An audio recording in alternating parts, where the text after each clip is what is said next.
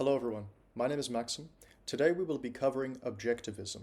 It's a philosophy that was developed by Ayn Rand, who lived from 1905 to 1982, and she termed it a philosophy for living on Earth. I hope you enjoy. Let's begin with Ayn Rand's biography. She was born as Alisa Zinovieva Rosenbaum in 1905 in St. Petersburg, Russia. At the age of 12 in 1917, she witnessed the Russian Revolution, and this experience strongly shaped her political and philosophical views. She developed a deep distaste for collectivism and state control. Rand was among the first women to enroll at Petrograd State University. Petrograd, Leningrad, and St. Petersburg are three names for the same city. And so she enrolled at Petrograd State University after the Russian Revolution, and she studied philosophy and history, graduating in 1924. She studied at the State Technicum for Screen Arts in Leningrad, same place. In 1926, she emigrated to the United States.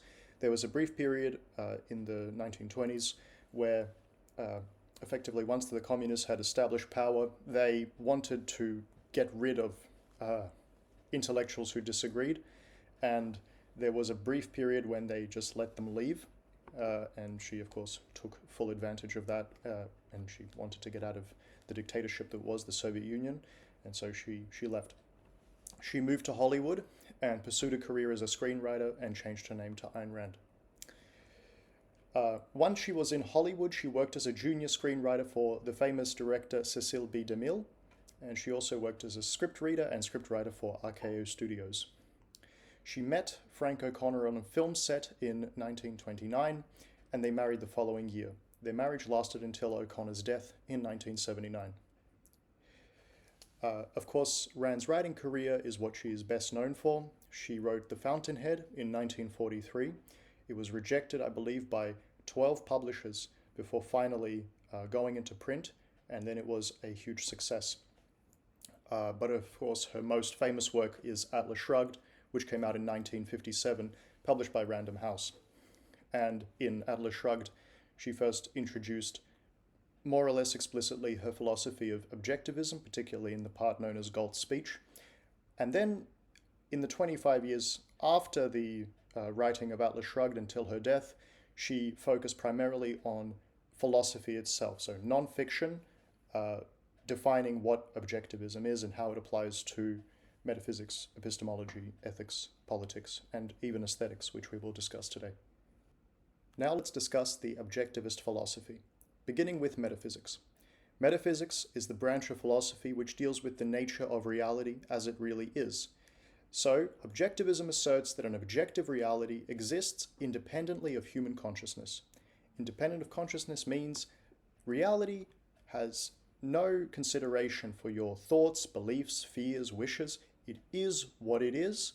It doesn't have the faculty of caring or bending to what you want it to be. So you must accept the facts as they are. This doesn't mean you're unable to act. In fact, you are able to act, but your action will be effective if you first begin by acknowledging what the facts are. So you must accept the reality, the one objective reality that there is. But we'll get to that in epistemology. Another important tenet of objectivist metaphysics is the law of identity and the law of causality. So the law of identity is A is A. It's actually one of the parts of Atlas Shrugged is A is A. The three parts are non-contradiction, either or A is A, and those are the laws of logic. So A is A means that each thing is identical with itself. It can't be what it is and what it isn't. It can't be half itself and half not itself. Everything is what it is, and everything has its own limitations. Nothing is infinite, and the universe is finite. So objectivism holds that each entity has a specific identity and doesn't deviate from its inherent nature. It applies this law to actions through the law of causality, meaning that an entity's actions are guided by its nature.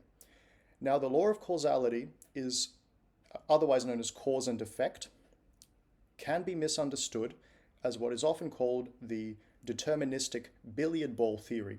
And I'd like to just explain the difference between the law of causality as objectivism takes it and the billiard ball account of determinism. So if you haven't heard of this, the billiard ball account of determinism goes like this. Imagine you have a pool table and you're playing pool. Now or a billiard table. You hit a billiard ball and then it goes and hits another billiard ball, which hits another billiard ball and so on. And then, some commotion happens and finally all the balls are at rest and then the next person takes their turn. So if we understand all the physical factors that affect the motion of these billiard balls, we understand the friction on the table, we know the size of the various billiard balls and so on. In effect, if we apply all the knowledge of physics to the facts of this table, we can know and determine in advance exactly what will happen when we hit a specific ball. So that's a deterministic setup. Now, the billiard ball account of cause and effect would say this. Imagine you have ball A and ball B. Ball A is hit by the cue, the pool cue. It rolls and it hits ball B. What is the cause of ball B moving? Now, the billiard ball account would say the cause of ball B moving is that it was hit by ball A. However, imagine we have a different setup. You also have ball A and ball B. Ball A is hit, it rolls, and it hits ball B. Ball B doesn't move. Why doesn't it move? Because ball B weighs 500 kilograms. There wasn't enough force to make it move. Would it be accurate to say that the cause of it not moving was that it was hit by ball A? Of course not. So that is the distinction between the law of causality as objectivism understands it and the deterministic account of cause and effect in the billiard ball situation. So the difference is this. It's not the case that that ball B didn't move because it was hit by ball A in the first case, and it did because it was in the second case. All entities act in accordance with their nature. So in the second scenario, ball B had a different nature to the one it had in the first scenario, where it was small enough that the force exerted would make it move. So the law of causality is not the billiard ball account, but all entities act in accordance with their nature. So each thing in certain circumstances must act a certain way. Of course, free will is a separate issue, but we're talking here about the natural world. Now, the primacy of existence holds that what exists exists before we are conscious of it and independently of our consciousness. So it's the exact opposite of idealism. We do not create reality with our minds, we perceive it with our senses, and we recognize its properties through our reason. But the universe precedes consciousness and doesn't hinge upon it. The philosophy perceives reality as a precursor to consciousness, not a product of it. So consciousness is a part of this universe. It's not that which creates this universe. Now, what does objectivism say on consciousness? Consciousness is the faculty of perceiving existence. It doesn't create reality, but serves as a tool to discover it. Consciousness is viewed as an active process dependent on specific biological organization. So, in other words, consciousness supervenes on physical properties in the brain, which means we do have a faculty of free will. We can't point to a specific part of the brain and say that's the consciousness, in the same way we can say that's the hippocampus or that's the prefrontal cortex. Consciousness is the emergent property from the interaction of physical phenomena in the brain. So, if we have this worldview of metaphysics, what do we have to reject? We must reject subjectivism. Objectivist metaphysics discards the idea that the universe is a creation of consciousness. Otherwise, you could call it idealism. So the viewpoint contradicts subjective or idealist metaphysics, which postulate the universe as a product of the mind. So the idea that anyone's guess is as good as anyone else's, that's subjectivism. The idea that consciousness creates reality, that's idealism. And objectivism, by its nature, must reject both. It also rejects metaphysical dualism, the idea that there are two fundamentally different realities. For instance, this universe, and then we have the heavenly realm, or the world of forms, as Plato would have put it, or heaven, as religion claims. So there are two fundamentally different realities, physical and spiritual. That is also being rejected by objectivism. Everything that exists, exists in one reality. You can't have a reality existing outside of reality. That would be a contradiction. It also rejects determinism when it comes to free will.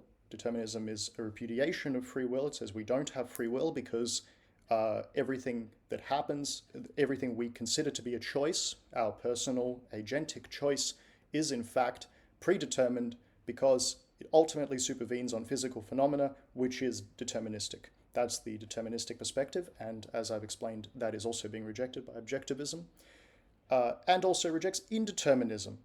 So it's not the case that we have to choose between determinism and indeterminism. That's a false dichotomy. Determinism governs some things like physical phenomena. Indeterminism, or free will, governs consciousness. So indeterminism is the idea that cause and effect don't apply. Cause and effect do apply even when it comes to matters of free will. They just work differently, and we actually exercise choice, and that's what gives us the free will.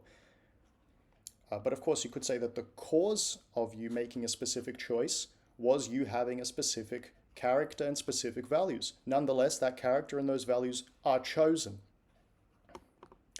Finally, we have to reject supernaturalism.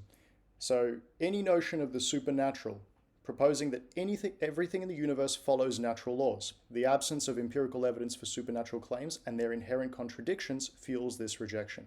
So we can reject the supernatural on logical grounds. We can reject the supernatural on empirical grounds. Both of those are valid, and for that reason, we reject the supernatural. Let's move on to objectivist epistemology.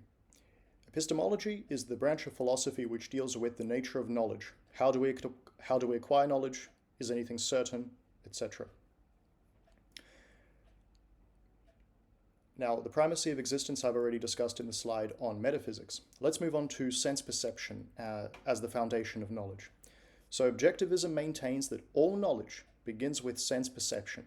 Our senses provide us with the raw material of knowledge by letting us perceive reality. So this is the exact opposite of, for example, Kant's account of sensing and intuition and so on. Objectivism holds what we perceive is valid. Doesn't mean it gives us the truth about abstractions. Certainly not. That is a conceptual issue. So you can make mistakes when conceptualizing, but you don't make mistakes when perceiving. The data our senses provide forms the basis for all our concepts and abstract thinking. It rejects the notion that there are innate ideas. Those are ideas that we come into the world that we somehow are born with. And it also rejects the idea that knowledge can be acquired through divine revelation or intuition detached from perceptual experience. So in other words, we cannot trust anything that cannot come down ultimately to sense perception. Even a very high physics abstraction can ultimately be reduced to sense perception, and for that reason it should be accepted. But something that cannot be reduced down to sense perception, either because of the way it's framed or some other issue, that should not be taken on faith. So, we get valid information insofar as perception is concerned. What about concept formation and rational thinking? So, Ayn Rand actually developed a theory of concepts. So, objectivism posits that human beings form concepts by recognizing commonalities between individual objects and then omitting the measurements. So, there are two aspects, qualitative and quantitative aspects. The qualitative is the what is it, and the quantitative is how much of something is there. So, for instance, take a table. Tables all have specific qualities that they have in common, meaning they must be artificial, they don't grow on trees, so they must be man-made or artificial. They must have a relatively flat surface. They must be supported off the ground, but that's it. The quantitative issues involve the material that it's made up of, how long the table is, and so on. Now, what we do when we form a concept is we omit all those measurements and we just focus on the essence of the table. So we disregard specific measurements and we integrate objects into a new mental unit based on their fundamental similarities.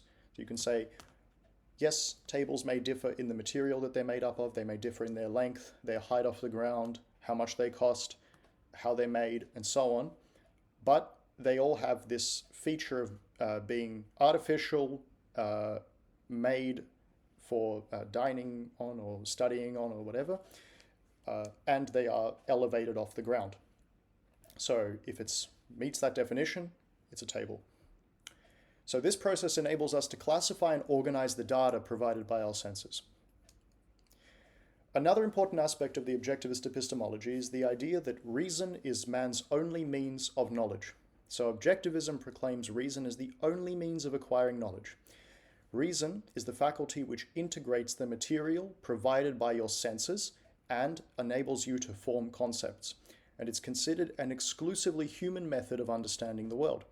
It is regarded as an absolute and as an individual's only source of knowledge, so we must reject faith, mysticism, or any kind of authoritarianism as valid means of acquiring knowledge. So we cannot accept something because someone said it or because we received a mystic revelation. We must check everything through reason. So therefore we must accept the validity of logic and non-contradictory identification, which means accept the law of non-contradiction, which, if you remember Aristotle, is two mutually exclusive properties cannot apply to the same subject at the same time and in the same sense. When it comes to ethics, let's take stock of where we are at right now. We have one objective reality, and we can know it through our reason. There is nothing after we die. We cease to exist, right? Because there's no other dimension to which we go. There's just this one reality. So we have this short time on Earth. What does this require in ethics? Ayn Rand says what this requires in ethics is rational self-interest, which means the objectivist ethics advocates for rational self-interest, or rational egoism, as the primary guiding principle. Individuals should pursue their own happiness and well-being as their highest moral purpose. It rejects the idea of self-sacrifice for others as a moral duty, and it also rejects the notion of causing harm to others for one's own benefit. So it's all about rational actions that further your own life and happiness. So what is the standard by which we judge whether something is a value to us or a non-value to us? In objectivist ethics, an individual's own life is the standard of value. So life is the standard of value. The ultimate value upon which all other values depend is your life. Now, your life goes beyond, of course, your mere survival. It means your flourishing as well. You can be alive biologically, but let's say your soul, if you had a soul, but really I just mean your consciousness, which does exist, could be not in a good place. When we say life is the standard of value, we are including the psychological aspects of life as crucial. But of course, we also need certain material things to ensure our own survival, and certain material acquisitions to protect our flourishing. So all things that are requirements for a person's life, such as freedom, reason, productivity, and self-esteem, are considered virtues because they contribute to that life. So in order to be happy and to achieve things, you must be free. You cannot be enslaved to the state or to anyone. You must use your reason. You must be productive because productivity means sourcing the requirements of your own survival. And self-esteem, that is your reward for understanding that you are competent to deal with reality. And that is, of course, necessary to be happy. So just as reason is our only reliable means of knowledge, reason is also our basic tool of survival. Unlike animals, we don't have natural instincts that tell us what we must do in order to survive. We have instincts that tell us our basic needs. For example, we feel hunger. That's an instinct. We don't get to choose whether or not we feel hunger. But our body will not tell us exactly how to get the food. We have to figure this out rationally. So we have to learn such things as agriculture, or in early days, hunting and stalking prey and hunting mammoths and so on in order to acquire food. This all required a process of reason. We didn't acquire the needs for our survival primarily by brute force.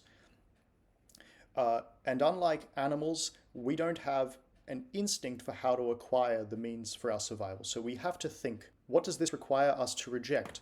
Well, we reject emotionalism, whim, or faith as valid guides to action.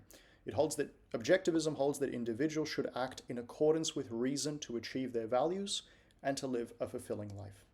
So whether you were talking about an early caveman who needs to hunt a mammoth, or today's modern industrialized society, we still must use the same method, namely reason, to figure out what we should pursue and how to pursue it. And the standard for choosing that should be our own life, our own happiness, our own well-being. Now, what kind of system is required for this? A system that leaves a person free to do these things, leaves a person free to act in accordance with their rational judgment. So the objectivist ethics recognizes individual rights as inviolable.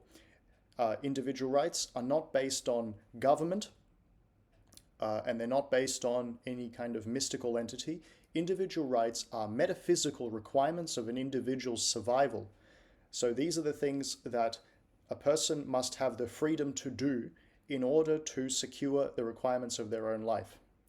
Now, notice, this is not a guarantee that the person will succeed in securing these requirements, because after all, they themselves are responsible for this. You cannot outsource responsibility for your own life to somebody else and require them to work for you. For that reason, objectivism rejects altruism. But the system that ensures that the individual rights, namely the rights to life, liberty, and property, are protected is laissez-faire capitalism. This does not mean the mixed economy we have today. It means a system in which all property belongs to individuals, specific individuals, who are free to transact this property as they wish according to their rational judgment, which means they are free to pursue their own values and are not required by force to serve the needs of others. Of course, they can if they wish. They can act charitably. And of course, they can help other people if they want to. And if they do want to help, no one will be able to stop them. And this enables benevolence between people, because people do not feel obliged to, because people are not metaphysically forced into working for the sake of others.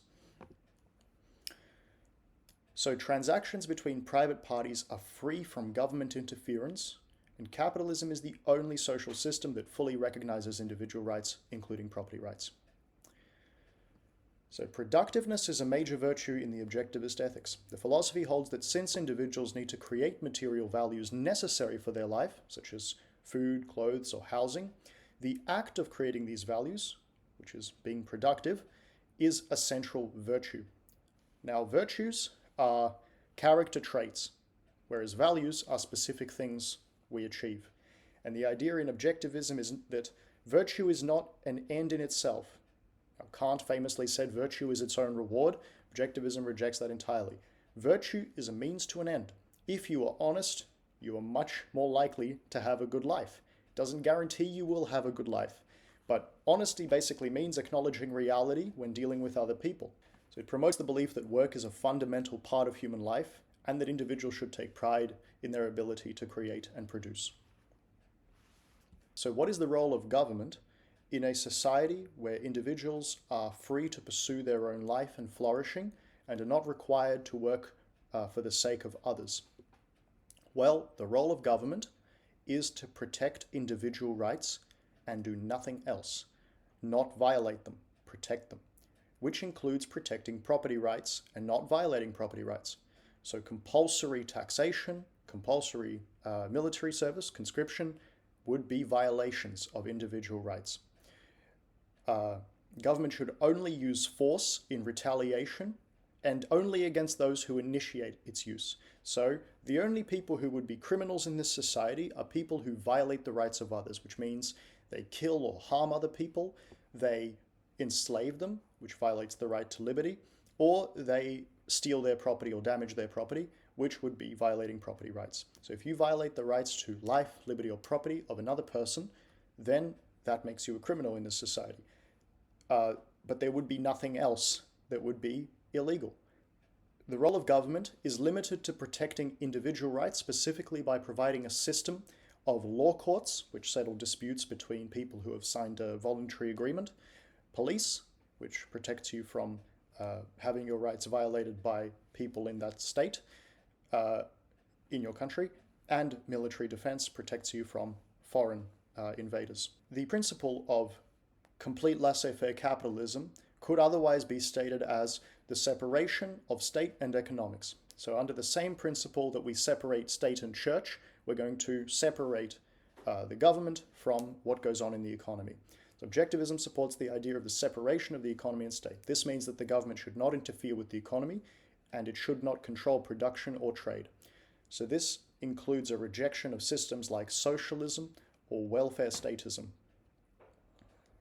And there must be an objective legal system. Objective means that the laws are not open to wide ranges of interpretation. The laws are written down such that every person knows what the laws are, every person knows what they can and cannot do to others, and what will happen to them, what the punishment will be if they violate other people's rights in a specific way. So the purpose of objective law is to prohibit dictatorship from coming about, because dictatorship requires that laws be subjective, such that the enforcers of laws, such as the police or the courts or the dictator, have a wide range of discretion in choosing who to punish and in which manner. Whereas if the laws are objective and that is respected, then the idea is people know in advance what the punishment will be for certain crimes, and there's no surprises in that regard, and it doesn't depend on someone's mood that day or the judge's mood that day. It depends on only what is written on paper. Now let's discuss objectivist aesthetics. So aesthetics is any kind of theory of art. Now, Rand defines art as, quote, the selective recreation of reality according to an artist's metaphysical value judgments. So what does this mean? If you'd like to understand Rand's theory of art, I would recommend the book The Romantic Manifesto. It summarizes her entire theory of art. So selective recreation of reality, that is self-explanatory. It means choosing some aspect of the world, something we understand, and portraying that. It doesn't mean that the thing you're portraying has to be real, as long as it's intelligible to us. According to an artist's metaphysical value judgments, that may be harder to understand. So let's just take value judgments. That means what has significance in reality, what is important, what's significant. What you decide that to be is your value judgment. That's your metaphysical value judgment. So the first thing to pay attention to in a work of art is what has the artist chosen to portray? They could have chosen anything at all. Why have they chosen what they did? And the answer to that will give you an indication as to their metaphysical value judgments. So artists create works that reflect their fundamental views about the nature of reality and human beings' relationship to reality. Art makes these abstract ideas understandable and tangible to the mind. So the idea is that art is concretizing, giving specific form to an abstract idea. And that is why we need it. It's not enough to have philosophy and abstract ideas to explain something. We need specific forms of inspiration, and that's what art does. What makes something a work of art beyond just that definition that Rand gave is that art is an end in itself. It's not a means to an end. So it is there exclusively for aesthetic contemplation. It doesn't serve any so-called practical purpose, even though, of course, great art can inspire us to do great things and to enjoy life and so on. So it serves an enormous value. It is an enormous value, but it is useless in the utilitarian sense of the word. So what role does art play in human life? Well, objectivist aesthetics asserts that art serves a human cognitive and emotional need, so it's not really optional.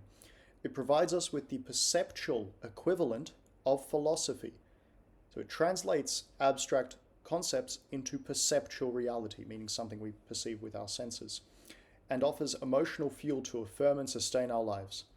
Art is seen as a crucial part of human existence, and it enables us to understand and respond to our nature and to the world. So what form of art is considered the greatest? Well, Objectivism holds that Romanticism, a literary and artistic movement that emphasizes emotion, individualism, and the praise of nature, is the highest form of art. The praise of nature wouldn't be quite accurate. It would be probably best to say the praise of the success of the individual in pursuing and achieving their values. That would be the highest form of art. So Romanticism presents man as he could be and ought to be, providing a vision of life as it might be and should be. This contrasts, of course, with naturalism, which is the idea of journalistically portraying things as they, quote, really are. So what is the standard of artistic value? How do we know whether a work of art is good or bad, benevolent or malevolent? Well, there are two aspects to analyzing art. One is how effectively the artwork represents the artist's metaphysical value judgments. Of course, there would also be the aspect of what they have chosen to portray. So what they've chosen to portray and how well they have portrayed it. So the craftsmanship of the artwork and how well it realizes the artist's intent are also considered when judging its value. This rejects the view of art as subjective, or that anything that evokes an emotional response. Now, in her work, The Romantic Manifesto, which, as I mentioned, presents her theory of art, Rand has a section called Introduction to 93, so introduction to Victor Hugo's novel, 93, which is set, I believe, following the French Revolution. And she praises the book very highly, and she says the following: "Do not look for familiar landmarks. You won't find them. You are not entering the backyard of the folks next door, but a universe you did not know existed. Do not look for the folks next door. You are about to meet a race of giants who might and ought to have been your neighbors. Do not say that these giants are unreal because you have never seen them before. Check your eyesight, not Hugo's, and your premises, not his. It was not his purpose to show you what you have seen 1,000 times before. Do not say that the actions of these giants are impossible because they are heroic, noble, intelligent, beautiful. Remember that the cowardly, the depraved, the mindless, the ugly are not all that is possible to man.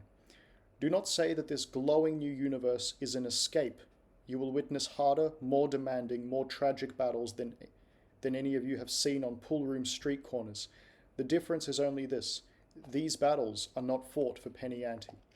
Do not say life is not like that. Ask yourself, whose life?"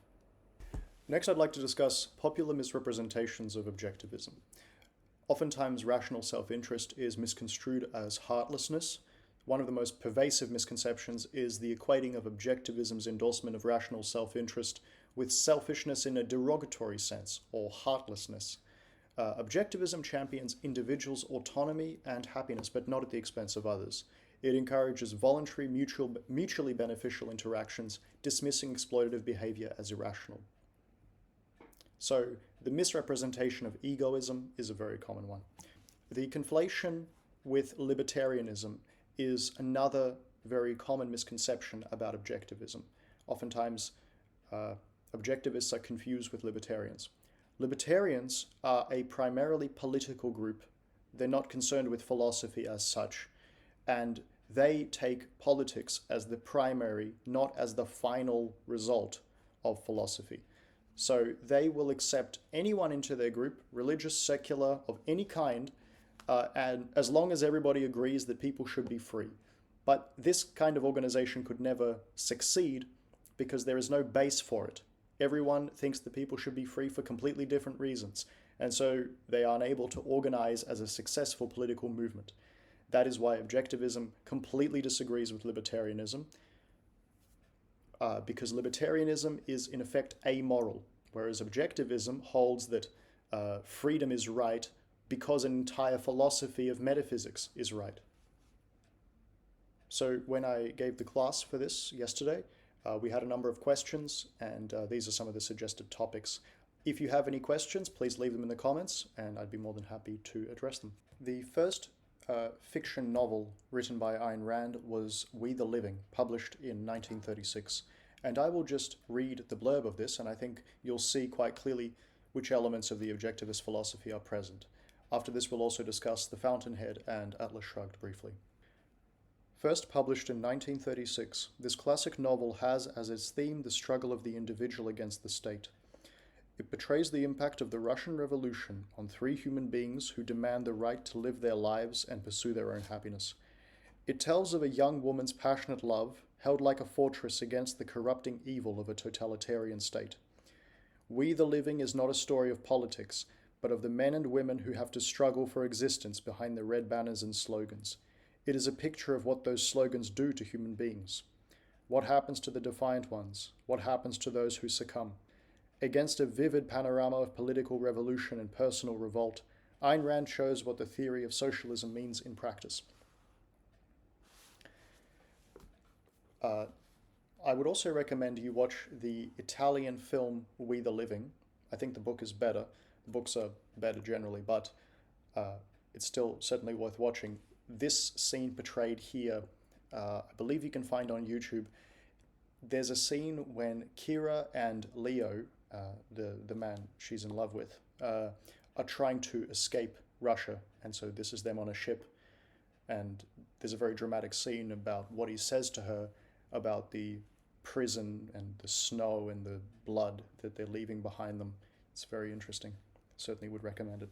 Rand's second novel was The Fountainhead, published in 1943, and there was a movie made of it.